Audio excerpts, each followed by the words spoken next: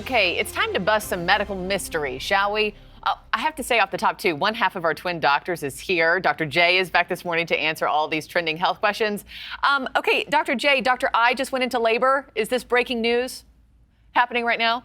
Dr. I just went into labor. He's having a baby. No, he's actually delivering one. You know how it is, Marky. These babies don't respect schedules. They come when they come, and I guess one's coming. Yeah, guess one's coming. You're holding down the fort. I missed you in maternity leave. You and I have a lot to catch up on offline. I'll be hopefully next week. Yeah. Okay, let me just get straight to it. True or false? I teased this one ahead of the break. And my goodness, am I hoping this is true. Belly fat isn't always bad. In fact, the bigger your belly, the healthier you may be. I have some love pounds still from Miss Thang, a few months back. I'm gonna say true because I want it to be. Well, hey, you get what you want. That's actually true. Yes. So this is the deal. There's different types of fat, right? You have this belly fat, which is this kind of superficial fat around the midsection. That fat's not so bad. And then you have visceral fat, which is the fat that's deep down in the abdomen, around the organs, the intestines, the liver, things like that. That's bad fat.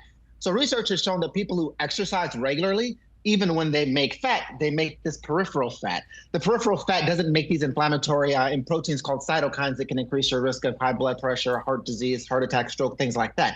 So the peripheral fat's not a bad thing to have, as long as you're a regular exerciser. But people who tend to be sedentary, they have that visceral fat, that's the bad fat. So little love handles, little belly, nothing wrong with it. Embrace it. It's a sign of good health. Ain't no thing. Okay, well then I'll keep it then. I like it. It's a good reminder of what I had a few months ago. True or false? During the pandemic, teens' brains aged more slowly than normal. I'm going to say that's true too. That's actually false. So what they found was teens' brains age rapidly. And you would think, well, that's a good thing. Their brains are maturing. But it's actually not a good thing. Our brains are their healthiest and most functional when we're young kids and early teens. And then from there, it's all downhill. So when you have accelerated brain aging as a teen, you actually start to see some cognitive decline. And so what they found was girls' brains aged rapidly. Their brains were about 4 years older than you would have thought based on their chronological age. Boys about 1, 2 years older. And what Why does it always have to be the girls?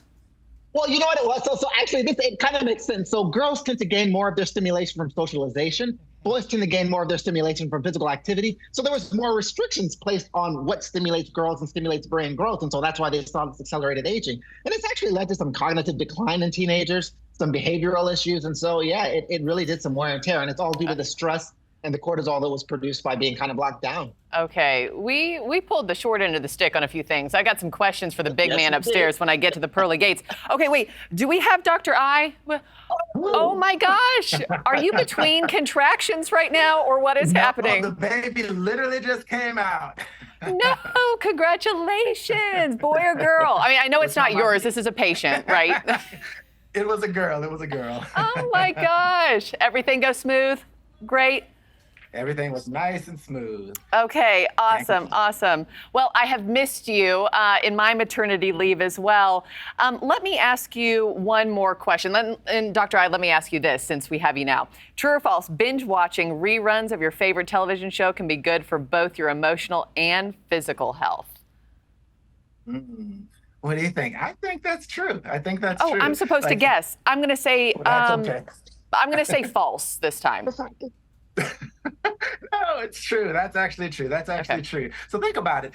When you watch those good old movies and TV shows that you remember from your childhood, it brings back these great feelings, right? These feelings of home. You release these feel-good hormones. You release oxytocin. You release things that actually make you feel comfortable and make you feel good. So that's actually true. I watch all my personal favorites when I'm down in the dumps, and it just lifts me up. Yeah. What are your personal favorites, both of you? I love the Goldie Girls. Love the Goldie Girls. Yes. Like, every time. Yes, every time. And The Office.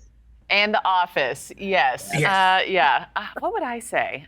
Anthony Bourdain reruns, I think. Yeah.